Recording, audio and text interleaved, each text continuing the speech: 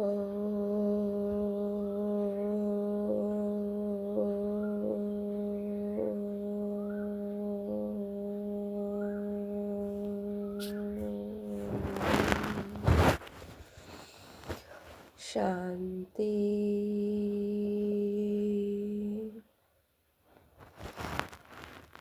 21/2/2025 প্রাতঃমুরলি। ওম শান্তি। বাপদাদা মধুবন। মিষ্টি বাচ্চারা, পা সুই তনার হতে হলে বুদ্ধি যোগ যেন এতটুকুও অন্যদিকে বিচলিত না হয়, কেবল বাবার স্মরণ থাকে। দেহকে যারা স্মরণ করবে তারা উঁচু পদ পাবে না। বাবা বলছেন, দেহকে যারা স্মরণ করবে তারা উঁচু পদ পাবে না। প্রশ্ন, সব থেকে শ্রেষ্ঠ লক্ষ্য কোনটি?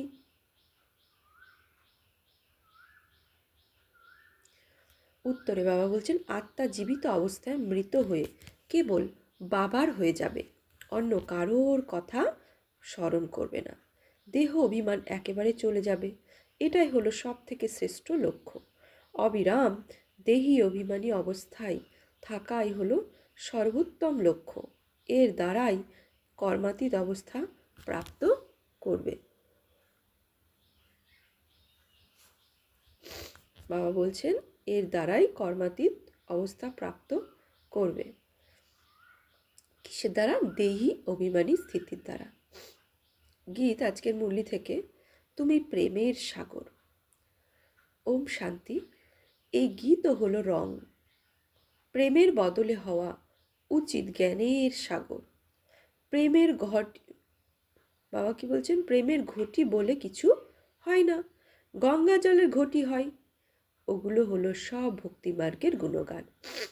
এসব হলো রং ও সব হলো রাইট। সর্বোপরি বাবা হলেন জ্ঞানের সাগর। বাচ্চাদের মধ্যে যদি এতটুকু জ্ঞানও থাকে তবে তারা অনেক ভালো পদ প্রাপ্ত করবে। বাচ্চারা জানে যে এখন আমরা অবশ্যই চৈতন্য দিলবাড়া মন্দিরের মতো। ওই দিলওয়ারা মন্দির তো হলো জড়ো, এ হলো চৈতন্য দিলওয়ারা মন্দির। এও ওয়ান্ডার, তাই না? যেখানে জড়ো স্মৃতিচিহ্ন রয়েছে সেখানেই চৈতন্য রূপে তোমরা এসে বসে আছো। কিন্তু মানুষ তো কিছুই বোঝে না। ভবিষ্যতে বুঝবে যে বাস্তবে এটাই হলো গড ফাদারলি ইউনিভার্সিটি, যেখানে স্বয়ং ভগবান এসে পড়ান। এর থেকে বড় ইউনিভার্সিটি কোথাও নেই। এটাও মানুষ বুঝবে যে বাস্তবে এটাই হলো চৈতন্য দিলবাড়া মন্দির। এই দিলবাড়া মন্দির হলো তোমাদের অ্যাকুরেট স্মারণিক। ওপরে ছাদে রয়েছে সূর্যবংশী এবং চন্দ্রবংশীরা, আর নিচে আদিদেব, আদি দেবী এবং তাদের সন্তানেরা বসে আছে। এনার নাম হলো ব্রহ্মা। সরস্বতী হলেন ব্রহ্মার কন্যা। যখন প্রজাপিতা ব্রহ্মা আছেন তাহলে নিশ্চয়ই গোপীরাও থাকবে। ওটা হলো জড়চিত্র। যারা অতীত হয়ে গেছে তাদের চিত্র বানিয়েছে। কেউ মারা গেলে সঙ্গে সঙ্গে তার ছবি তৈরি করা হয়, কিন্তু এদের পজিশন বায়োগ্রাফি সম্বন্ধে তো কেউই কিছু জানে না। অকুপেশন যদি না লেখা থাকে তবে সেই ছবি কোনো কাজের হয় না, সেই ছবি কোনো কাজের নয়। লেখা থাকলেই বোঝা যাবে যে অমুক ব্যক্তি এই এই কর্তব্য করেছেন, কিন্তু এত যে দেবী দেবতার মন্দির রয়েছে ওদের অকুপেশন আর বায়োগ্রাফি সম্বন্ধে তো কিছুই জানে না। সর্বশ্রেষ্ঠ শ্রী বাবাকেও কেউ জানে না। অতীতে মুখ্য ব্যক্তি কে কে ছিলেন? সর্বশ্রেষ্ঠ হলেন ভগবান। যখন শিবরাত্রি পালন করা হয় তাহলে নিশ্চয়ই তার অবতারণ হয়েছিল, কিন্তু কখন তার অবতারণ হয়েছিল, তিনি এসে কোন কর্তব্য করেছিলেন, এগুলো কেউই জানে না। শিব বাবার সাথে ব্রহ্মাও রয়েছেন। আদিদেব এবং আদিদেবী কারা? তাদের এতগুলো হাত কেন দেখানো হয়েছে? কারণ ক্রমশ বৃদ্ধি হচ্ছে। প্রজাপিতা ব্রহ্মা দ্বারা অনেক বৃদ্ধি হয়ে যায়। প্রজাপিতা ব্রহ্মার তো 100টা কিংবা 1000টা হাত দেখানো হয়, কিন্তু বিষ্ণু কিংবা শঙ্করের ক্ষেত্রে এরকম দেখানো হয় না। ব্রহ্মার ক্ষেত্রে কি বলা হয়? এই গোটা বংশই হলো ব্রহ্মার, এখানে কোনো হাতের ব্যাপার নেই। হয়তো মানুষ বলে যে ব্রহ্মার 1000টা হাত, কিন্তু অর্থ কিছুই বোঝে না। এখন তোমরা বাস্তবে দেখতে পাচ্ছ যে ব্রহ্মার কতগুলি হাত রয়েছে। এই হাতগুলোকে বলা হয় সীমাহীন বাহু। প্রজাপিতার হাত অর্থাৎ আমরা বাচ্চারা, তার সহযোগী যারা হচ্ছি, বাবা শ্রীমতে চলছি, তারা হচ্ছে প্রজাপিতা ব্রহ্মার হাত।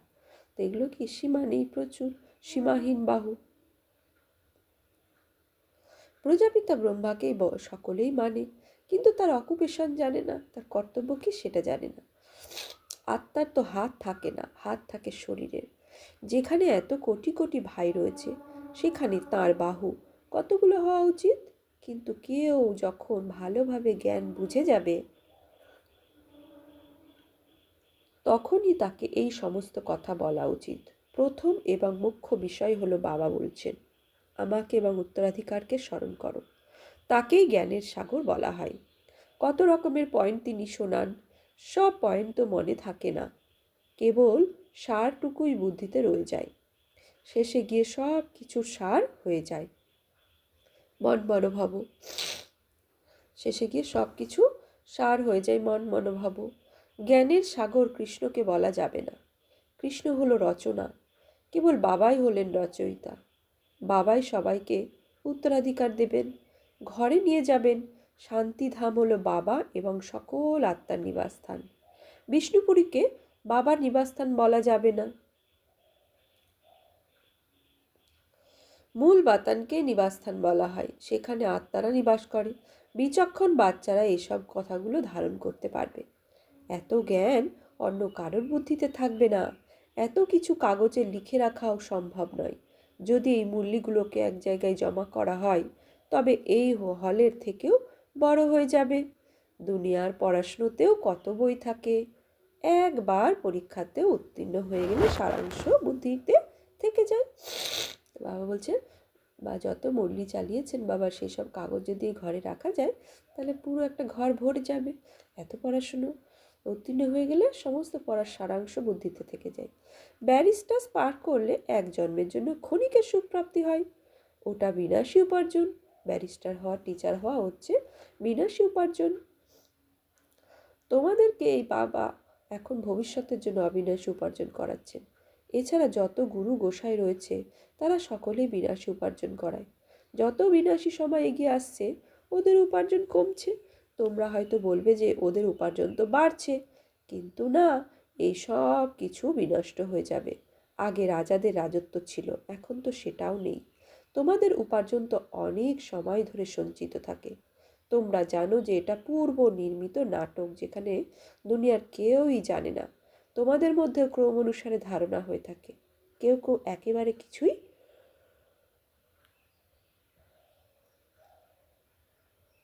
বোঝে না, কেউ কেউ একেবারে কিছুই বোঝাতে পারে না। অনেকে বলে আমি আমার আত্মীয় বন্ধুদেরকেই বোঝাই, কিন্তু সেটা তো অল্প সময়ের ব্যাপার। অন্যান্য প্রদর্শনীতেও বোঝাও না কেন? নিশ্চয়ই ঠিকঠাক ধারণ করতে পারেনি। নিজেকে বিশাল বড় কেউ কেটা মনে করা উচিত নয়। বাবা বলছে নিশ্চয়ই ঠিকঠাক ধারণ করতে পারিনি, তাই নিজেকে বিশাল কেউ কেটা মনে করা উচিত নয়। যদি সেবা করার আগ্রহ থাকে, তবে যে ভালোভাবে বোঝাতে পারে তার কথা শুনতে হবে। বাবা তো উঁচু পদ দেওয়ার জন্য এসেছে, তাই পুরুষার্থ করতে হবে। কিন্তু ভাগ্যে না থাকলে শ্রীমত পালন করে না, তখন নিজের পদকেই খারাপ করে দেয়। ড্রামার প্ল্যান অনুসারে রাজধানী স্থাপন হচ্ছে, ওখানে তো সকল প্রকার মানুষ থাকবে। বাচ্চারা বুঝতে পারে যে কেউ ভালো প্রজা হবে, কেউ বা হয়তো অতটা ভালো হবে না। বাবা বলছেন, আমি তোমাদেরকে রাজযোগ শেখাতে এসেছি। দিলবাড়া মন্দিরে তো রাজাদের ছবি রয়েছে। যে পূজনীয় হয় সেই আবার পূজারি হয়ে যায়। রাজা রানীর পদমর্যাদা তো অবশ্যই শ্রেষ্ঠ।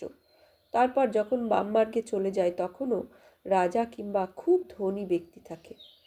জগন্নাথের মন্দিরে সবার মুকুট দেখানো হয়েছে, প্রজাদের তো মুকুট থাকবে না। মুকুটধারী রাজাদেরকেও বিকারগ্রস্ত দেখানো হয়েছে। ওদের কাছে অনেক সুখ সম্পত্তি থাকবে। হয়তো কারোর একটু কম থাকবে, কারোর একটু বেশি থাকবে। হীরের মহল আর রূপার মহলের মধ্যে তফাৎ তো আছেই। বাবা তো সর্বদাই ভালো পুরুষার্থ করে ভালো পদ পাওয়ার উপদেশ দেন। হয়তো রাজারা অধিক সুখ ভোগ করে, তবে ওখানে সকলেই সুখী থাকে। যেমন এখানে সকলেই দুঃখী, রোগ অসুখ তো সকলেরই হয়। ওখানে সেরকম সুখ আর সুখ, তবে পদমর্যাদার ক্রম তো অবশ্যই থাকবে। বাবা তাই সর্বদা বলেন, পুরুষার্থ করতে থাকো, গাফিলতি করো না। পুরুষার্থের দ্বারাই বোঝা যায় যে ড্রামা অনুসারে এর এতটাই সদ্গতি হবে। নিজের সদ্গতির জন্য শ্রীমত অনুসারে চলতে হবে। স্টুডেন্ট যদি টিচারের মতামত না শোনে, তবে সেই স্টুডেন্ট কোনো কাজের নয়। সব কিছুই পুরুষার্থের ক্রম অনুসারে। তো স্বয়ং ভগবান নিরাকার মহাজ্যোতি পরম পিতা পরমাত্মা কি টিচার হয়ে আমাদের পড়াচ্ছেন, শ্রীমত দিচ্ছেন। তো সেই অনুসারে যদি না চলি, তাহলে কোনো কাজের হব? তো বাবা বলছেন সব কিছুই পুরুষার্থের ক্রম অনুসারে, সকলেই পুরুষার্থের ক্রম অনুসারে রয়েছে। যদি কেউ বলে যে আমি এটা করতে পারবো না, তবে সে শিখবে কিভাবে?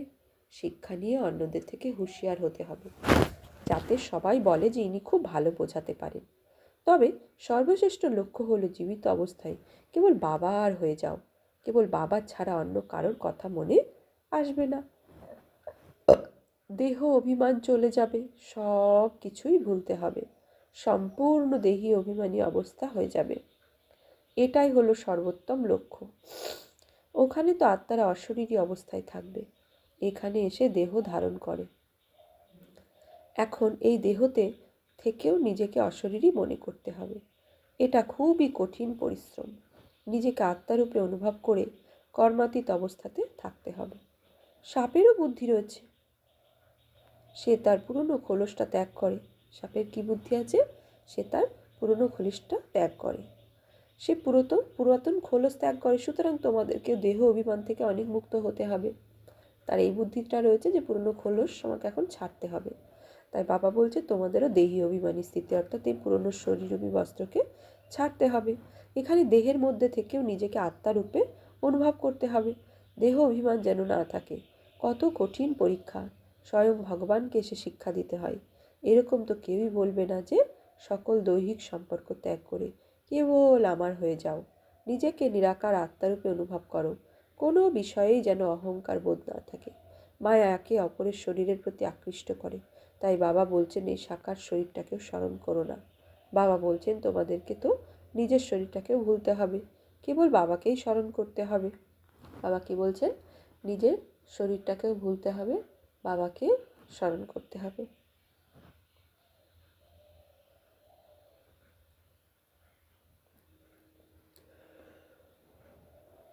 এটা খুবই পরিশ্রমের ব্যাপার। মায়া ভালো ভালো বাচ্চাকে নাম রূপের বন্ধনে বেঁধে ফেলে। এটা খুবই খারাপ সংস্কার। শরীরের সংস্কার তো ভূতকে স্মরণ করার সমান। আমি কেবল শিব বাবাকে স্মরণ করার উপদেশ দিচ্ছি, আর তোমরা 5 ভূতকে স্মরণ করছো। দেহের প্রতি যেন এতটুকু আকর্ষণ না থাকে। ব্রাহ্মণীদের কাছ থেকে শিক্ষা গ্রহণ করা উচিত, নাকি তার নাম রূপের আকৃষ্ট হওয়া উচিত? দেহি অভিমানী হওয়াটাই পরিশ্রমের। বাবার কাছে হয়তো অনেক বাচ্চাই চার্ট লিখে পাঠায়, কিন্তু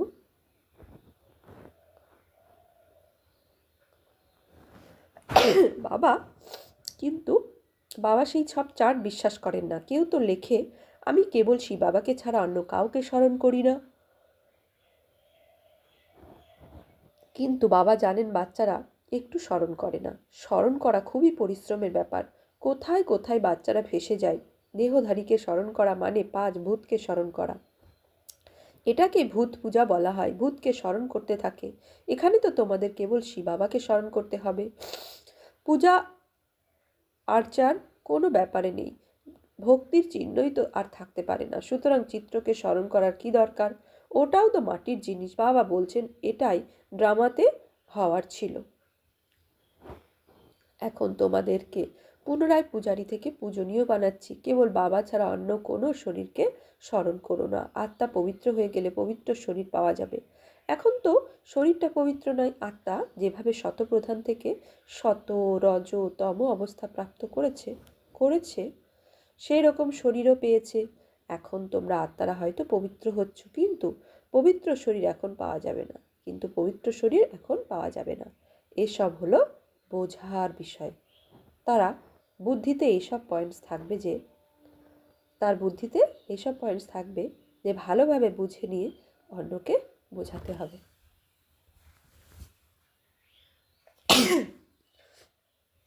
যে পড়বে তার বুদ্ধিতে ভালোভাবে থাকবে যে অন্যকে